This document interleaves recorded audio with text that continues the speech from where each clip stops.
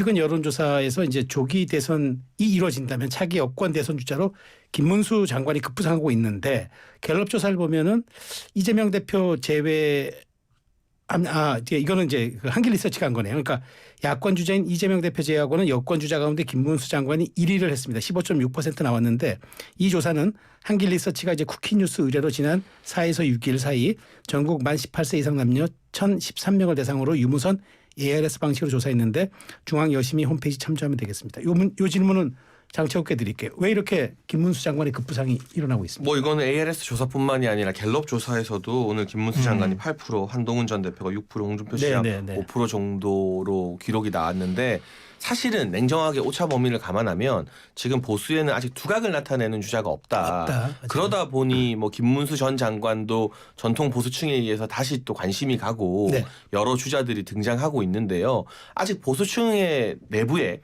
또 국민의힘의 내부 정서는 탄핵 반대 여론이 높기 때문에 본격적으로 보수 지지층의 차기 주자 호감도가 좀 구체화되려면 탄핵 심판에 대한 결정이 난 이후여야 될 겁니다. 다만 그럼에도 불구하고 현 상황에서 상대적으로 어떤 이 보수적 성향이 더 짙은 김문수 전 장관이나 김문수 현 장관이죠. 죄송합니다. 김문수 장관이나 홍준표 시장 등이 조금 좋은 흐름을 보이고 한동훈 전 대표 등이 한 달 전과 비교하면 급격히 지지율이 폭락했다라는 것을 보면 어쨌든 현재 탄핵 가결 이후에 전국에서 보수층 유권자들의 마음이 지지층 결집 그리고 이대로 진영이 무너져서는 안 된다는 위기감에 좀 방점이 찍혀 있다. 그 연장선이다라고 봐야 될 것 같아요. 그 말씀 나온 김에 그럼 한동훈 대표가 최근 카페에서 뭐 목격담이 나오고 있는데 지지율 하락에 따른 조급증 때문에 또 이렇게 노출을 한다고 전략적으로 노출한다고 보세요? 근데 이거 좀 이제 식상하죠.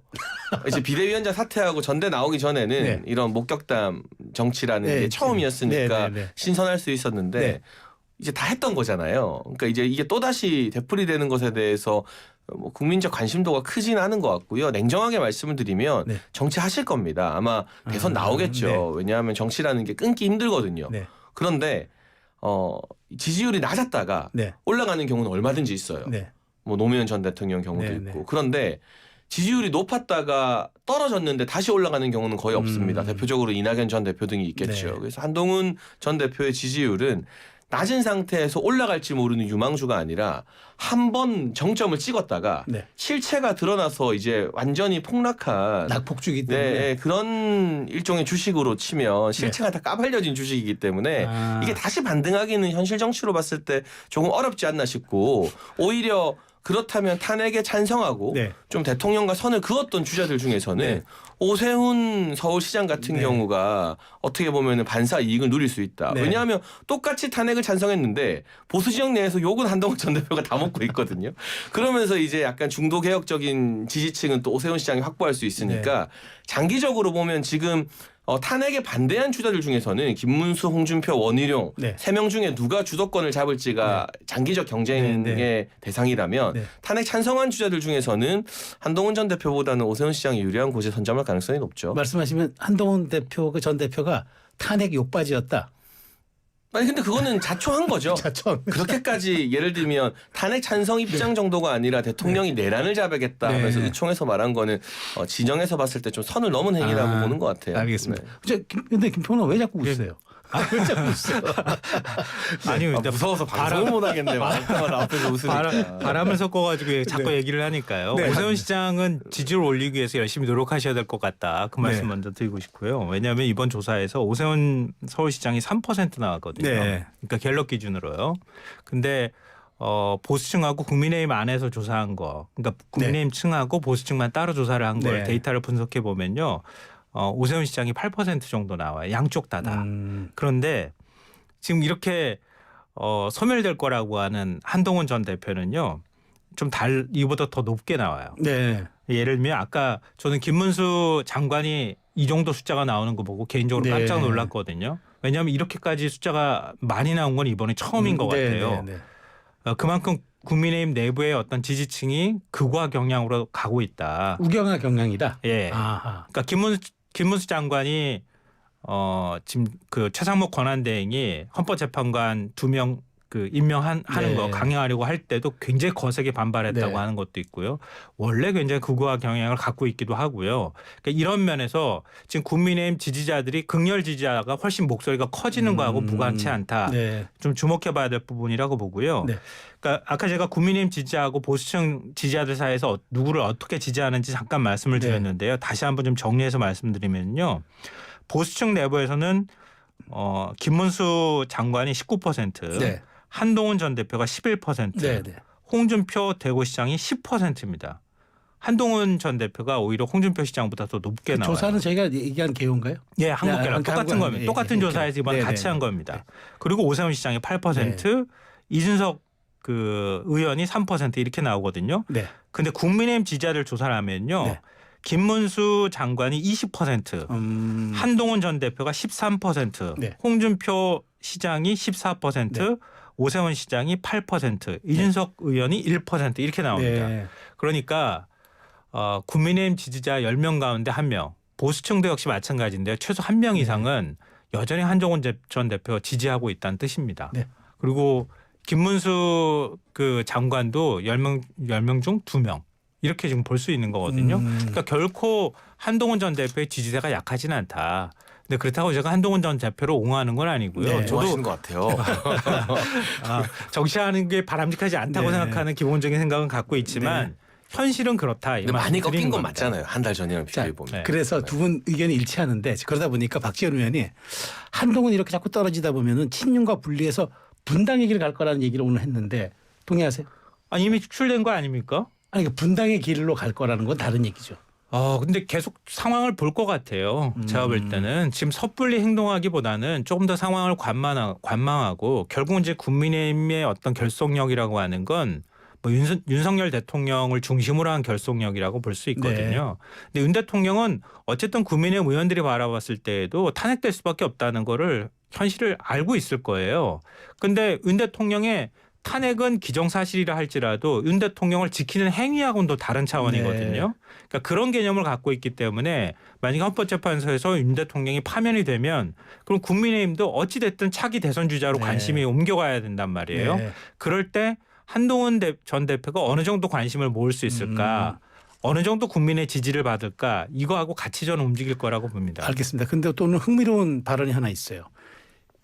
조건진 대표가 이준석은 출마 못할 거다. 정청래가 떠오른다 이런 얘기를 했는데 장최고 이 분석 동의하세요? 완주는 모르겠습니다만 전 출마할 거라고 봅니다. 아, 출마는 해요? 네. 뭐 나이 제한의 문제만 없으면 당연히 대선 출마할 거라고 뭐 2월 이후면 가능하죠. 보고 네. 있고 네. 그리고 이 완주 여부가 네. 대선에 굉장히 어쨌든 영향을 많이 끼치는 네.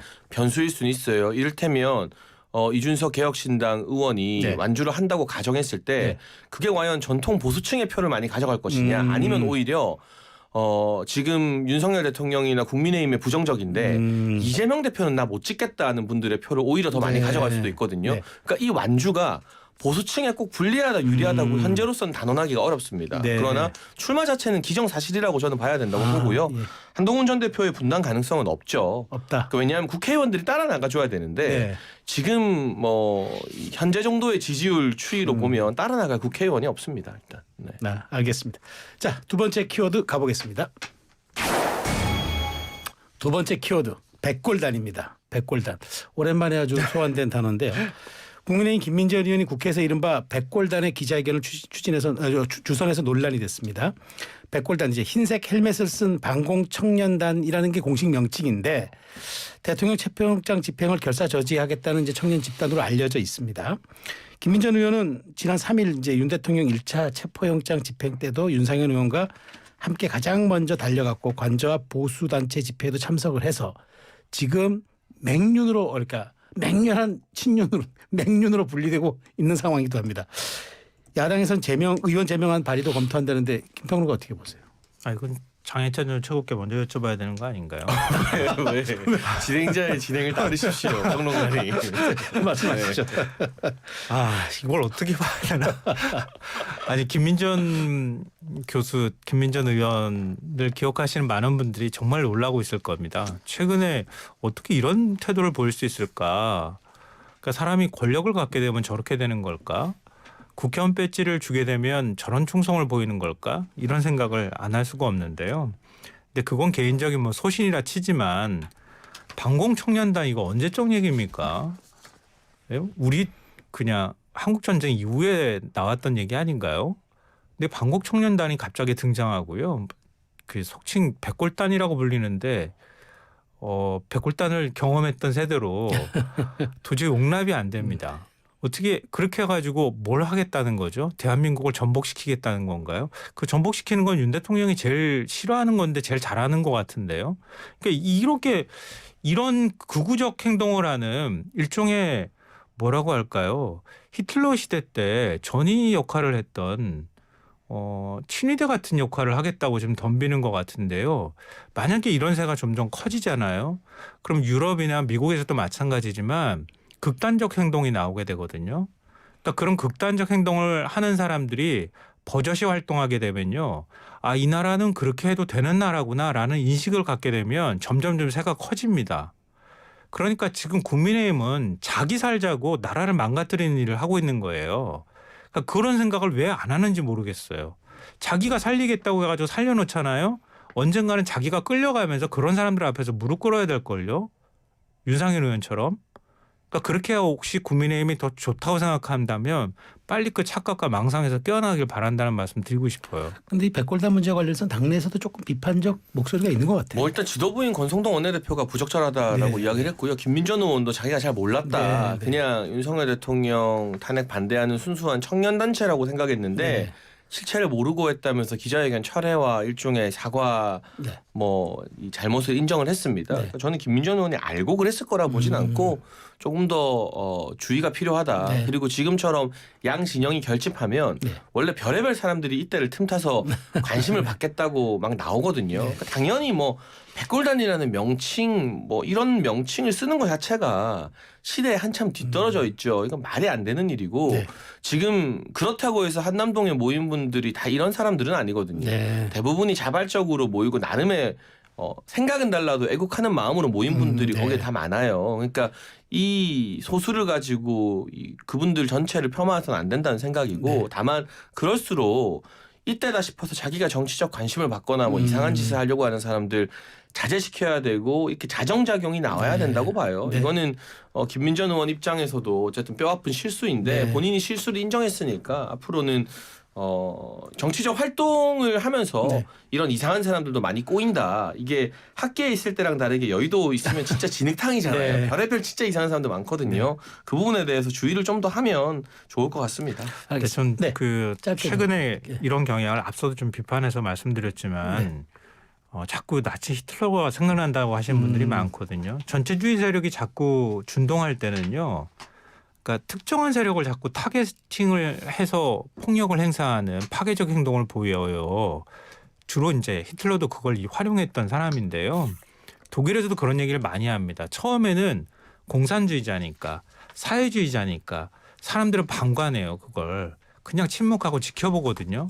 나중에 가서 그런 사람들 다 제거하고 난 다음에 그 폭력을 그대로 묵인을 하게 되면 그 다음 차례는 자기가 되는 거예요. 자기가 그 폭력의 희생자가 되는 거거든요.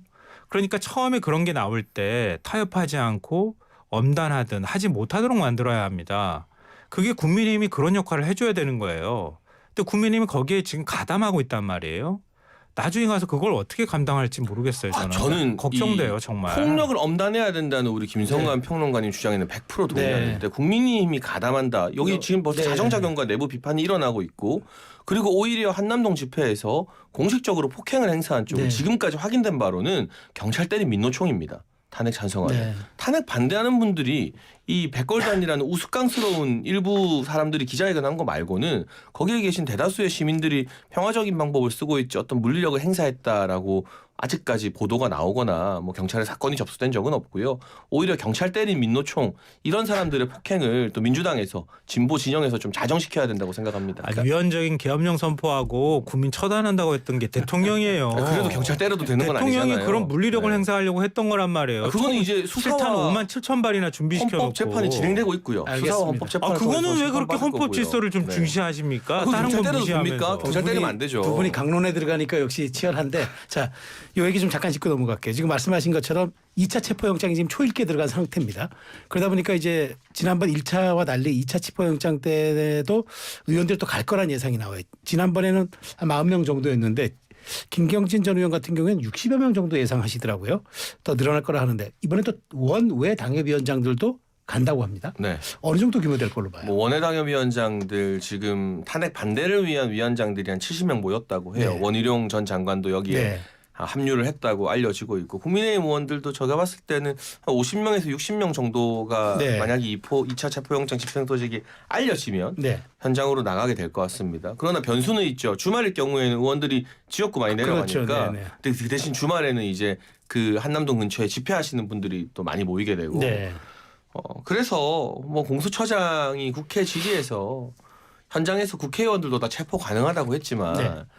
이게 공조본이 국회의원들 수십 명을 다 체포하는 게 가능할까요? 이게 네. 현실적으로 불가능한 이야기예요. 그러니까 네. 저는 지금 서로의 당위에 대해서 이제 좀 그만 말하자. 네. 왜냐하면 주장은 다르니까 네. 제가 계속 오늘 일부 처음부터 강조하는 게 현실이잖아요. 네. 그럼 현실적으로 그 집회하는 분들 다 잡아가고 경호처 700명 다 잡아가고 현직 국회의원 40명, 50명, 60명 다 잡아갈 겁니까? 네. 그게 불가능하니까 불구속 수사 원칙을 그럼 최소한 탄핵 심판 결정 전까지라도 밝히면 왜냐하면 대통령 측이나 대통령을 지지하는 국민들 입장에서는 이 체포영장 집행이나 신병 확보가 탄핵 심판에 영향을 끼치면 이 헌재의 결정 자체를 수용 못하고 갈등이 장기화될 수 있거든요. 네. 그러니까 탄핵까지만이라도 불구속하겠다라는 원칙을 밝히면 대통령 측에서도 수사에 협조하고 이런 식의 어떤 타협안이 저는 필요하다고 생각하는 겁니다. 자, 그래서 몇 명 갈 거로 예상하세요? 뭐 저도 뭐 50명 이상이라고 50명 보겠습니다. 이상. 네. 알겠습니다. 자, 시간이 별로 없죠. 네, 없어요. 그래서 세 번째 키워드 잠깐 가보려고요. 할 수 있을까요? 아, 예, 짧게라도 가겠습니다. 자, 세 번째 키워드는 이제 제3자 추천 내란 특검입니다. 요거 짧게 짚어볼게요. 그 야6당이 대법원장 추천 방식으로 수정을 했습니다. 그래서 그동안은 민주당이 비토권도 갖고 야당이 비토권도 갖고 했는데 이런데 이거는 절차적으로 좀 보완했는데 수사 범위는 외환죄를 추가해서 또 넓혀놨어요. 협상의 여지가 김성환 평론가 있다고 보세요. 협상해야죠. 지금 안 하면 어떡하겠다는 네네. 거예요. 지금 헌법과 법률에 따라서 영장 집행한다고 해도 안 된다고 하고 공수처가 자격 없어서 안 된다고 하고 네.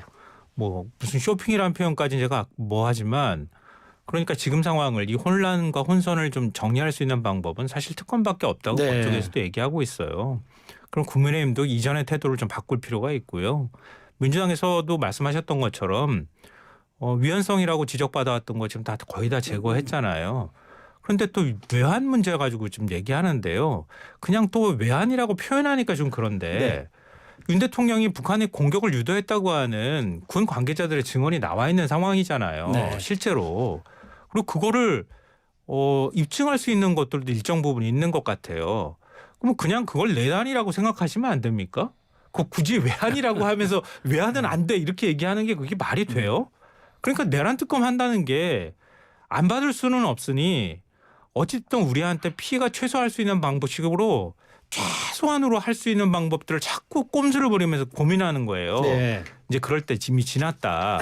빨리 이 정도까지 양보했으면 그냥 바로 받아가지고 빨리 특검 구성하는 게 좋겠다 이렇게 생각합니다. 30초 드릴게요. 국민의힘 좀 받아야 된다고. 제가 보세요. 분위기만 전달 네, 네. 드리면 일단 수사 범위가 너무 넓다는 이유로 국민의힘에서는 반대한다는 그렇죠. 건데 이번에는 과거와 기류가 좀 다르긴 합니다. 지금 뭐 공수처, 경찰, 검찰 수사 주체로 인한 혼선이 많으니 네. 국민의힘 내부적으로 수사 범위나 기간 명의 등을 조금 특정해서 논의를 하겠다라고 네. 좀 비대위 회의 등에서 발언이 나와서요. 네. 주말 지나고 다음 주 초에 국민의힘이 자체적으로 안을 내놓나 네. 이 부분이 또 전국의 변수가 될 것 같습니다. 알겠습니다. 자, 이번 주 탑3 지금까지 김성환 시사평론가 그다음에 장해찬 국민의힘 전 최고위원 청년 최고위원과 함께했습니다. 두 분 수고하셨습니다. 네, 고맙습니다. 감사합니다.